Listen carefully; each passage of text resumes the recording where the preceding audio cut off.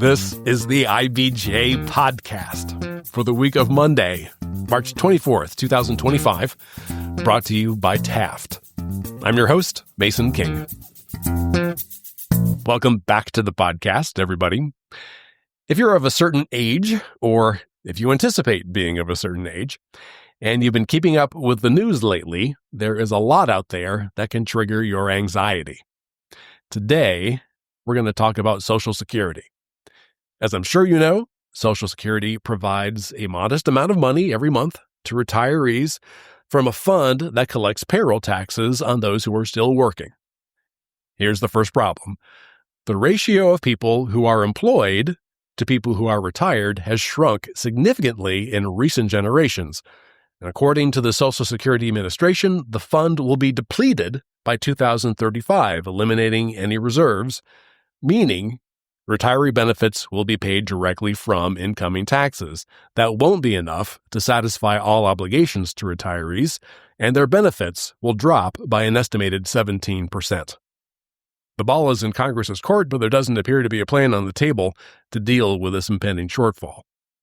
There's another source of anxiety: President Donald Trump's drive to eliminate a huge chunk of the federal workforce. That includes a portion of those who work for the Social Security Administration. Trump's team also wants to close dozens of Social Security field offices, while also tightening measures for Social Security candidates or recipients to prove their identities. Advocates for retirees say these changes could lead to massive delays for services. The Trump administration says it's trying to eliminate waste and the potential for fraud. This obviously is a complicated issue, so I've asked IBJ personal finance columnist Peter Dunn, aka Pete the Planner, to be our guest this week, provide some context, and break down the issues that could have a serious impact on the tens of millions of retirees who receive Social Security. And obviously, there are millions more Americans who anticipate receiving Social Security in the next decade or so after paying into the system since last century. Here is a quick preview of Pete's advice. If you're planning for retirement right now, don't count on receiving Social Security if you can at all help it. Here's our conversation. It's my pleasure, as always, to welcome back to the podcast Pete Dunn, aka Pete the Planner. Mr. Dunn, in these times of financial anxiety, how are you holding up? I'm fine. Yeah, I'm good. Okay. I'm fine. It's interesting. I think I'm trying to focus on what matters, and I think in these times that's all you can ask anyone to do is try not to get caught up in the emotion of it and focus on what matters. Well, there you go. Maybe that'll be our podcast today. What matters? Exactly. No, that's my question. Oh, what matters? Long-term economy matters a lot. What happens with some policy around Social Security and what happens around things like student loans? I think that matters a lot. And I think buried in all of this, and I know we're not really talking about this today, but within the disappearance of the Department of Education is how do new student loans and the administration of those work? Because I don't want to get caught up in fear. My concern is that if we mess with the mechanism of new college attendees and affordability for college, man, those repercussions are nasty long term. I'm a little worried about that. Okay. All right. Well, we can circle back. Another day. Another day. I've got something to be anxious about, something that I'm personally anxious about. Just put all my cards on the table. Sure. And I figure maybe the best way to introduce this is to actually have written a letter to you, because you, as an IBJ columnist, you answer letters from readers. So what pen did you use? Was it a good pen, at least a fountain pen, something worthy of time? How many times did people send you handwritten letters? Seriously. Usually only if it's a lot of criticism. I'll tell you this. When I get a letter, that's a poison pen letter. Yeah, it's like when someone's upset about the spout on their dairy creamer or something. They're very upset, and I get them on occasion. Okay. Anyway. No, man, I use my computer. Okay. So here's how my letter would go. Dear Pete, I am close enough to retirement to begin projecting what year I might want to do it. Just last month, I had cataract surgery on both eyes, so I will have an easier time finding golf balls and my car keys. My wife and I have a pretty good nest egg invested in the stock market with no plans to make any withdrawals anytime soon. But our retirement strategy depends in significant part on Social Security, a system that I've been paying into for more than 40 years. I get a little angry when people call it an entitlement program, as if I feel entitled to some kind of handout, when in truth I have been paying into the system since I was a dishwasher at Renee's in Broderpool in 1984. There are a couple problems. The first is that the trust fund used to pay Social Security benefits for retirees will be depleted by 2035, after which I and other retirees will only get 83% of the benefits that we have been promised. The second problem is that I keep hearing about how the Trump administration wants to cut Social Security, so of course I'm worried. Please help me understand what's happening and how I can protect myself and my family. Yours truly, name withheld. Name withheld. Yeah. Hey, name withheld. I can still smell all the butter from Renee's on you, so I know it's you. Dude, I cannot tell you how much melted Swiss cheese I ate. Right. That From put that on watching put that on a Tinder profile. folks who went to Renee's will know what I'm talking about. Yes. Oh Sorry, man. I meant to clean up, but go ahead. Yeah. So if we're gonna have this conversation, it's best to keep emotion out of it because I'm gonna hit you with a lot of realities. People don't like them. I'm hoping this can be intellectually honest without hurting feelings. I think this, when you get into the being upset that it's called an entitlement program. Well, at the same time, some people go so far and they'll call it the biggest Ponzi scheme in the world, and then people get all upset about that. Yeah. I think if we can keep this about math and surpluses and shortages and ratios, um, it's an enlightening conversation. But I do have to admit, by the end of this thing, no one's going to feel better. You're going to learn a lot. You're not going to feel better. I just being honest with you. Okay. Real quick. Can I do the history real quick? Sure. Just because I bothered to look it up. Sure. So the Social Security Act originated in the Franklin Delano Roosevelt administration and was signed into law in 1935. It was designed to pay retired workers age 65 or older a continuing income after retirement. Now, there was like 5 years of registration and revisions. Some people got lump sum payments. I'm a little bit fuzzy on that. But monthly benefit payments began in January 1940, and they were authorized not only for what they called aged retired workers, but for their aged wives or widows, children under 18, and surviving aged parents. So there you go. But also at the time, aged was like 52. Yeah, if you made it past 62, you were living large. I would like to editorialize the history a bit, which is, I guess, revisionist history. But it's not. It was created as a safety net. And I think that is wildly important to today's conversation. When it was created in all its wisdom and glory and lack of 100-year vision, it was created as just in case everything else doesn't work out. And the problem with that is everything else hasn't worked out. And so we are in this situation in which the safety net is now a high wire alone.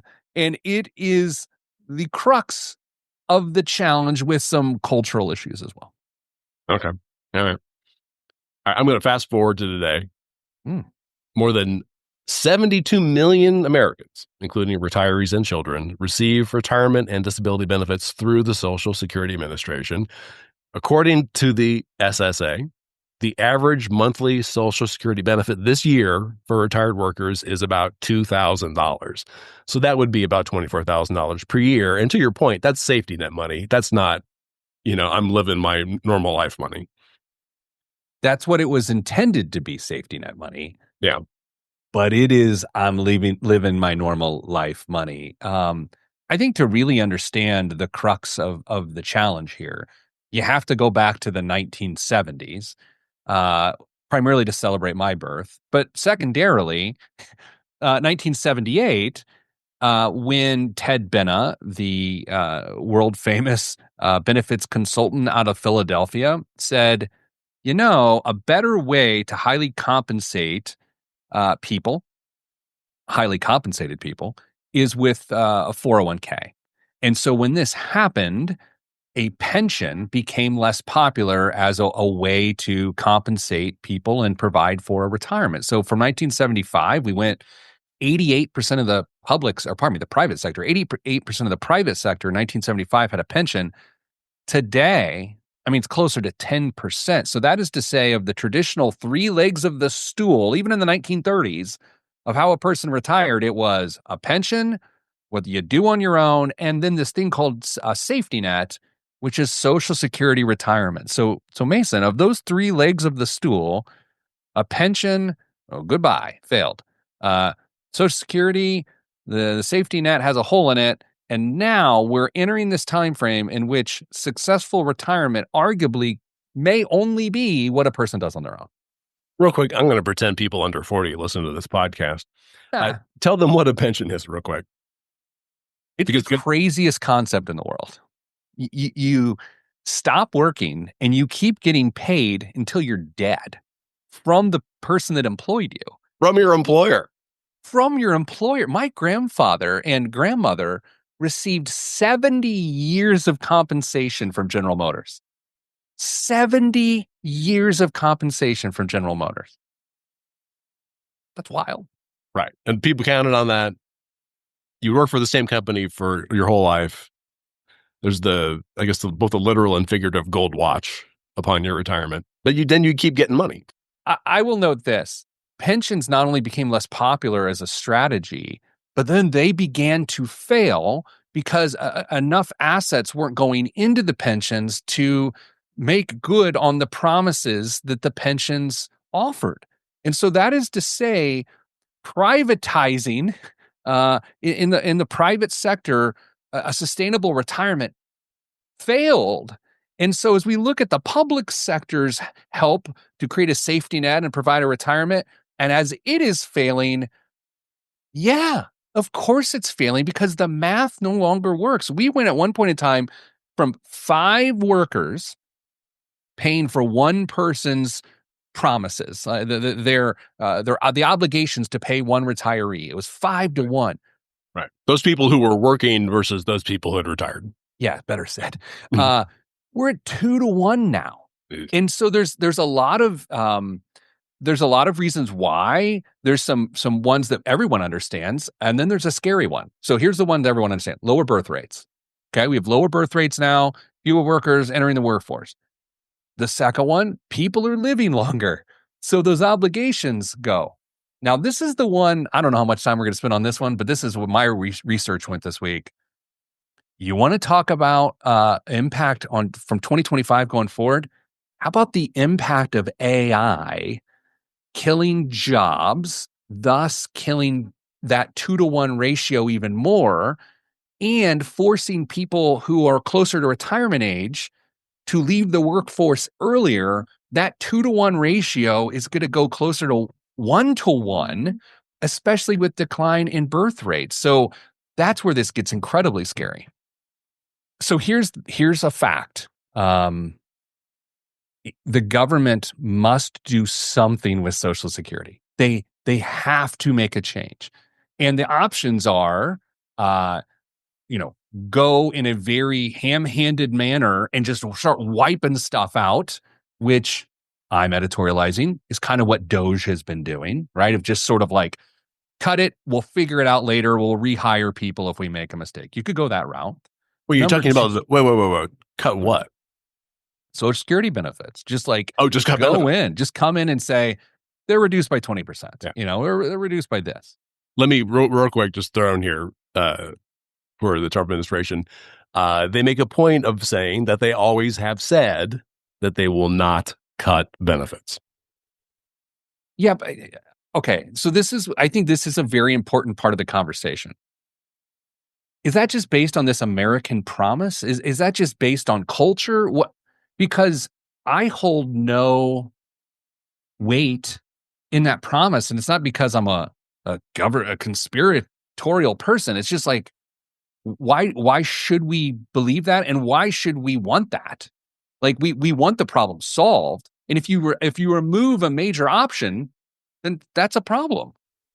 And by the way, I'm not saying I want benefits cut. I do want the problem solved. I think there's a couple ways that it could happen. Number one, moving the age is what has worked in the past. Moving the age from, you can start at 62, full age is actually 67. I think they're going to take full age to 70, and they probably going to take early from 62 to 65. And I think that gets us a lot of the way there. Okay, let's take a quick break so we can hear from our sponsor. This is the IBJ Podcast. Taft, today's modern law firm, with more than 800 attorneys in 8 primary Midwest markets and the District of Columbia, we provide solutions to the business issues facing middle market and emerging companies alike. We do this through a highly collaborative and inclusive team approach. Taft, the modern law firm. To learn more, visit taftlaw.com. All right, we're back with this week's edition of the IBJ Podcast and my interview with Pete the Planner about the future of Social Security. Tell me if this meets with your research, that Congress has to take action here, that the president can't sign an executive order and say we're cutting benefits. Okay, this is way over my pay grade, but that is true. But I think we're in a period of time, Mason, of which norms and checks and balances are kind of a forgotten concept. You know, I mean, that's where we're trying to be intellectually honest about this thing. It's like, yeah, you're right. It is a Congress thing. That's a checks and balances, but it just doesn't seem that that's what's happening right now. Mm-hmm. Yeah, benefits, I know, is a particular strategy they could take. What about increasing the payroll tax? Okay. Again, people hate taxes. I get it. That's a feasible solution. A 1% to 2% increase is a solution. So let me do the math for you. Thanks. Making $100,000 a year is a household income.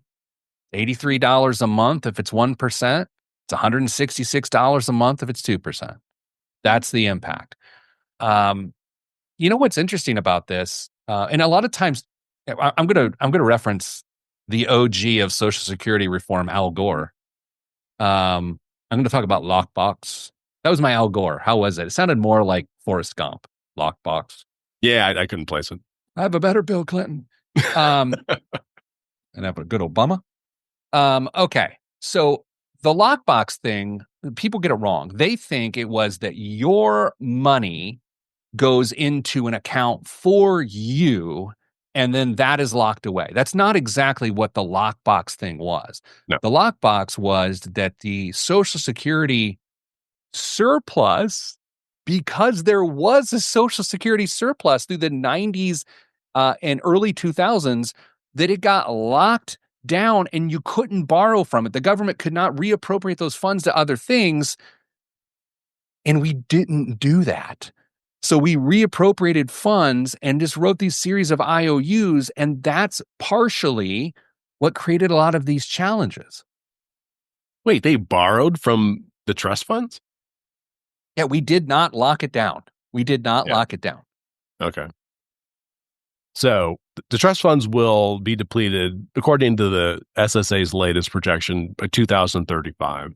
If we got to a system where we set aside our current obligations for the retired, and then new deposits for younger workers went to the obligations of that specific worker, then that's a sustainable model, but you would have to pre-fund all the current and coming obligations to accomplish that. You could almost go two systems. You could say, hey, everyone younger than 20, when you start making money, we're going a different direction with you. Theoretically, you could do that. Right. All right. So let's say I'm a retiree and I expect to be alive 10 years from now and beyond.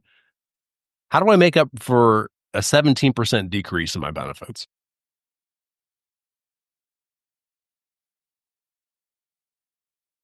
How about if I say I don't know? Like, I mean, and I think when we have these very nuanced, complicated conversations, so often the people making the decisions come in with these really hard takes that they don't know, but they come in with a hard take to take a hard line on it out of confidence or something.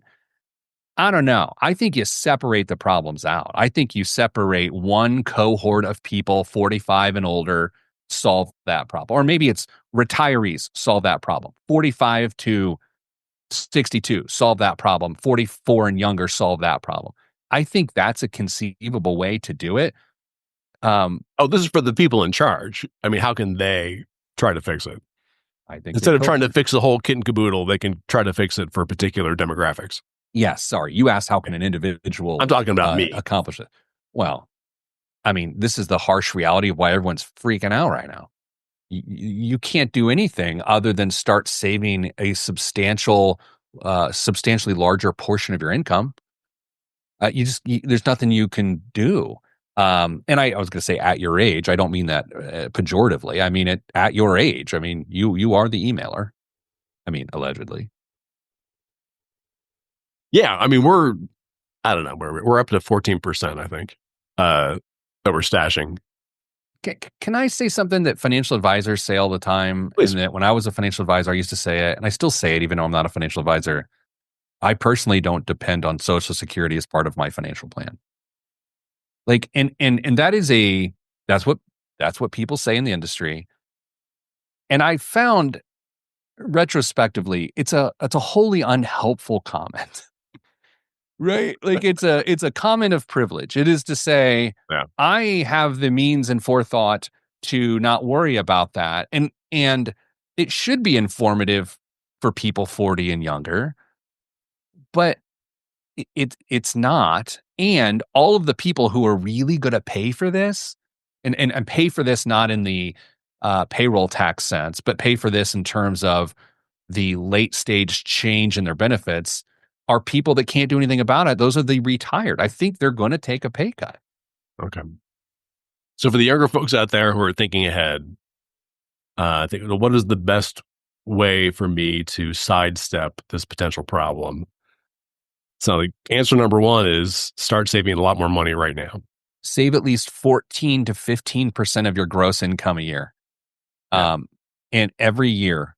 And stop hitting the match, like it has a lot to do with your 401k and how you save for retirement and Roth IRAs and these things. But, the dumbest part about the early 80s, other than the amount of polyester that was going on in tracksuits, was the fact that the financial community was just saying, you know what, you don't have a pension anymore, but as long as you hit the match, you'll be fine. Guess what? We just lied. We just misrepresented. We just misled millions and millions of people who are now paying for it. Had they actually put the right amount of money in, which was 3 times hitting the match, they'd be okay. Yeah. So that if you're a younger person, which neither of you or I are, and you even hear the phrase just hit the match, dismiss it, blow by it, and put 14 to 15% away, and then you will make Social Security irrelevant to your sustainability. Okay, that's good. Now we arrive at the latest headlines that have created anxiety about Social Security. These headlines typically include the word Social Security and the word cuts. Now, typically, these are references to the Trump administration's plans to cut the number of federal employees who work in the program and or services that those employees provide. And again, I'm going to throw this in there. The White House has said repeatedly, the Trump administration will not cut Social Security benefits. But since President Trump has been sworn into office, or was sworn into office January 20th, he has proposed or initiated changes impacting how Social Security functions, including closing offices and eliminating positions. The positions that are pretty definite so far. 3 weeks ago, SSA announced it aims to cut about 7,000 jobs from the total workforce of about 57,000 employees. At about that time, the Associated Press had a report based on unnamed sources that the Social Security Administration managers were told they had to produce a plan that eliminated half of the workforce at SSA headquarters in Washington and at least half of the workers in regional offices. And one more factoid for you. We learned yesterday, meaning Wednesday, March 19th, that in an effort to limit what it says are more than $100 million in fraudulent claims annually, the SSA will impose tighter identity proofing measures. Here's what that means. People will no longer be able to verify their identity to the SSA over the phone. And those who cannot properly verify their identity online will be required to visit an agency field office in person to complete the verification process.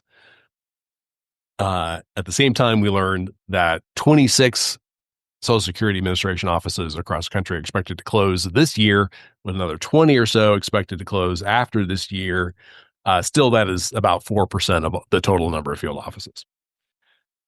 So I've talked too much already. That's terrifying. I mean, again, I myself said we're not going to let emotion get into this, including fear, right? So that's not ideal. Social Security is incredibly complicated. Knowing when to file, how to file, local offices, in my opinion, having worked with them a lot in the last 2 decades, are great. Those people who work there are passionate, know what they're talking about. And the fact that we're taking away access for that is a challenge. I think here's the toughest part for me, Mason. Again, some major dynamic change has to happen. Full stop. And now I'm going to say more words, so full stop is irrelevant. I think your earliest comments here are like, hey, this is a thing that should be done by Congress. It should be done via discussion. It should be done with debate and out front. I'll absolutely agree. Sometimes I don't get too caught up in the whole system was designed that way for a reason. I maybe not. I think the unknown and the recent examples of haphazard major slashes are what is concerning. And maybe this is helpful, maybe it's not. I'll tell you, I've personally done it. I've gone into my SSA.gov account. I looked at what my projections are, and I've screenshotted it. I've just said, okay, well, this is a line in the sand. This is what it is on, the first quarter of 2025. Let's see if this goes down. Let's see what happens. Because here's the thing. Unless you're receiving a monthly check, you don't really know if your benefits are going to go down or not. So that's what I've chosen to do. And people close to me, because I usually start with their retirement stability when I tell them that I care about them, I tell them to do the same. Okay. Yeah. I was going to say, I've seen that popping up on Facebook now and then, which is you need to get a hard copy of your benefits or the schedule of benefits, at least. And here's the dumb part about that advice. What are you going to do about it? Okay. So let's say it goes down 15%. I look tomorrow and it's now 15% lower. Well, hey, do we just all get mad and shake our papers? Yeah. You can go to your field office and ask. Yeah. That's, I think. Again, real quick. I just want to say it. Yeah. I mean, it sounds bad that they're closing field offices.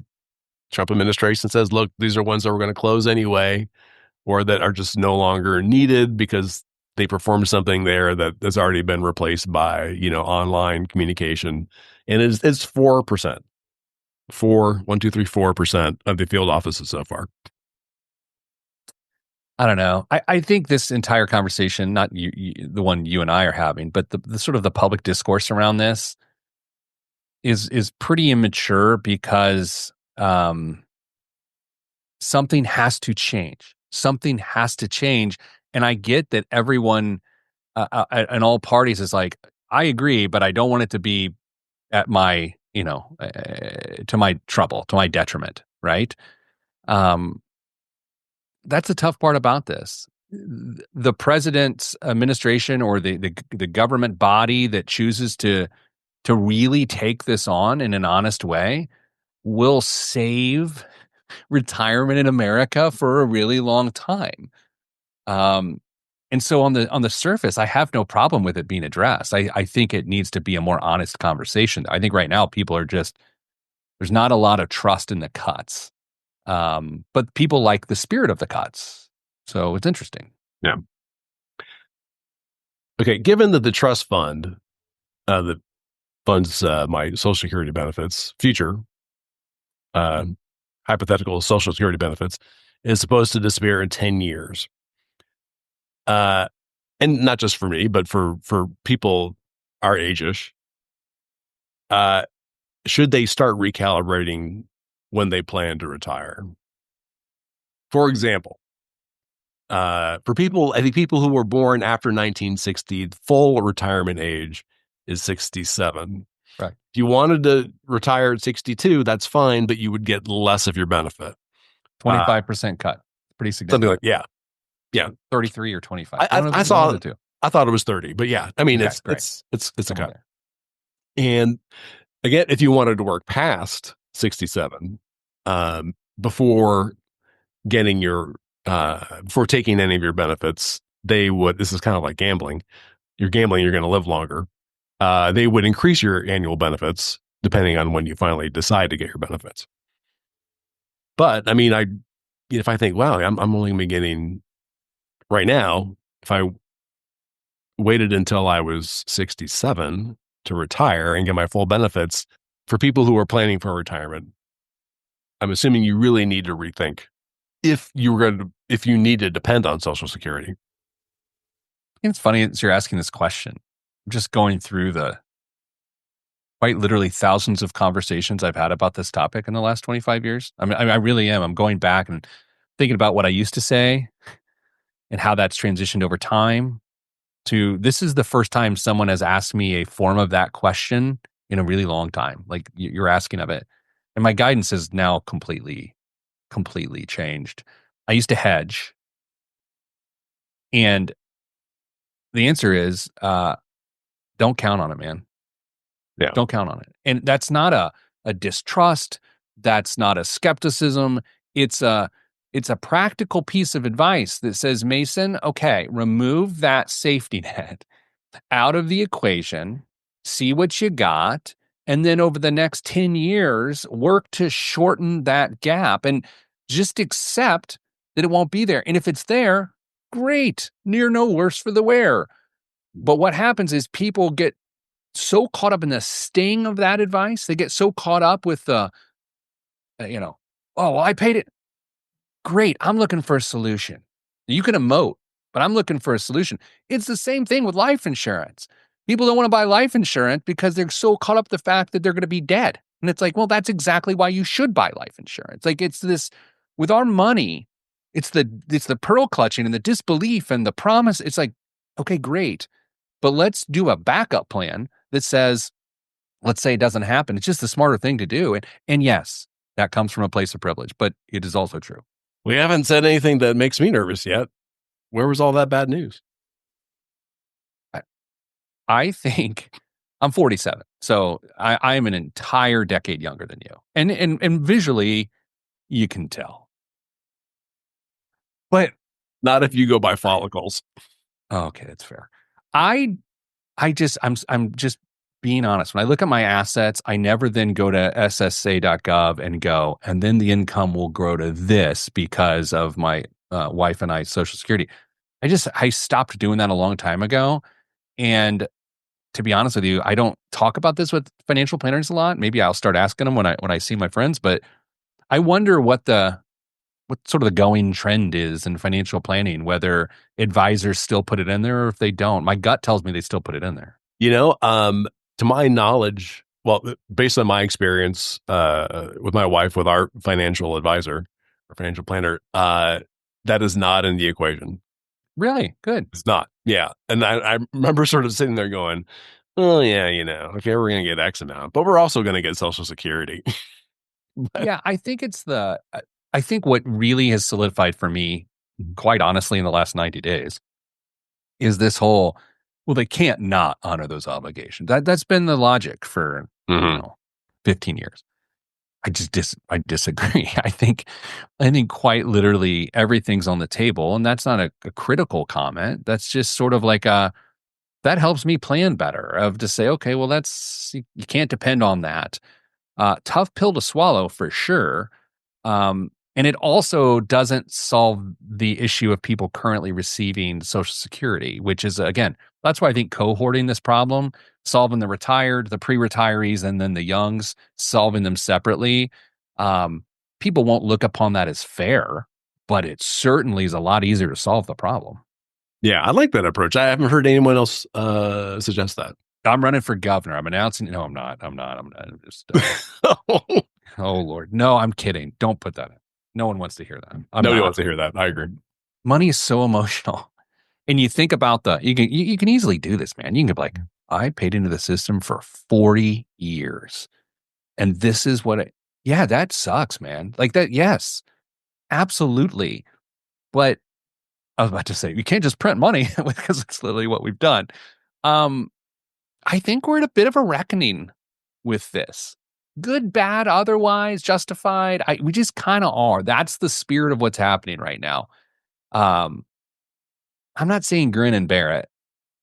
I just think if you're honest with yourself, two things can be true, as my coworkers like to say. You can both be sad of the reality and acknowledging the fact that it's unsustainable. There's a NIMBY to it too, isn't there? There's sort of like, yeah, we need change, but not in my backyard. Like I don't want to be the one but you guys need to change, but don't touch my stuff. That doesn't work. Is this problem just so radioactive that nobody wants to talk about it? Because they're really great question. It's a great question. I mean, but specifically, Congress, doesn't appear to have this on the front burner at all. I'm a bit of a politics nerd. Listen to lots of stuff. And I try to listen to both sides. I really do. Both every week. Every time you start talking about Social Security and Medicaid specifically, even Medicare, people are like, wow, that's the third rail. You can't talk about that. It doesn't poll well. In this fantasy in my mind, you've just got this politician that just comes in and says, look, this stinks. I got to talk to you about something that stinks. This topic stinks, but you know what? Here's a plan to it. No one does it. And they're like, well, they'll get voted out right away. And shame on us for voting those people out. Like, I don't get it. It's like, it's intellectually honest. Do we not need intellectual honesty? I don't know. It's so strange to me. And I'm not being mightier than that. I just think to me, it seems obvious. But I could be in the minority. So you said you want to wait 2 months before we revisit. 2 months ain't going to do it, brother. Like the problem's going to go away in 2 months. What's going away in 2 months? Just kidding. You know what I think is terrible? The problem goes away when you die. Yeah. You know what I think is terrible? What? Man, I'm going off the deep end here. You know how they used to call TV like the opiate of the masses? Sure. Smartphones are the opiate of the masses. This is not a hot take. Everyone knows that. Yes. What I have found is that whenever I start to get anxious about something, I go, oh, I wonder what's on Instagram. And then I forget all about what was bothering me. So it just numbs you? Yes, it does. I say this comes to the forefront in the fall. I think this starts to become part of the conversation in the fall around changes to Social Security. And I don't think it's in a really public way. Oh, oh, great. I think there's just going to be a lot of behind the scenes stuff. Yeah. Well, folks, if you are concerned about this, please communicate with your legislators. Thank you for not saying me. That's fine. You can't do anything for that. I can't do anything about my own life. All right. Well, yeah, we had a new topic that we're going to discuss on the next episode. It is about college funding, correct? Yeah. How do new aid dollars get into the system if the Department of Education is going away? Because the theory is this is, I guess, the tease. The Treasury can handle student loan granting, if you will. That's the argument from the Trump administration. But it's the process and the transition into that is theoretically pretty messy. And so I think you're going to see enrollment suffer until that's figured out. Okay. Well, maybe in 6 weeks. Man, fun time. I'm a good time. You are. Well, thank you for helping me understand this. Always a deep, deep pleasure. Thank you. My thanks again to Pete the Planner. A quick reminder, His column on personal finance appears regularly in the print edition of IBJ, and you can find several years' worth of his work at ibj.com. And folks, before you get on with the rest of your week, there are a few stories in this week's edition of IBJ I want to draw to your attention. First up, Indianapolis-based Prolific, a marketing strategy and investment firm with many connections to Israel, has set its sights on attracting more Israeli companies to Indiana. Susan Orr examines the ways that Indiana and Israel are closer than their geographic distance would suggest.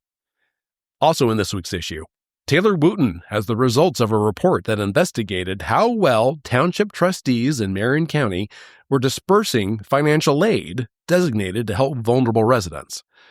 And Mickey Shuey explicates the latest question related to Mayor Joe Hogsett's drive to establish a Major League Soccer team in Indianapolis, namely, would it be a brand new team or a team that moves from another city?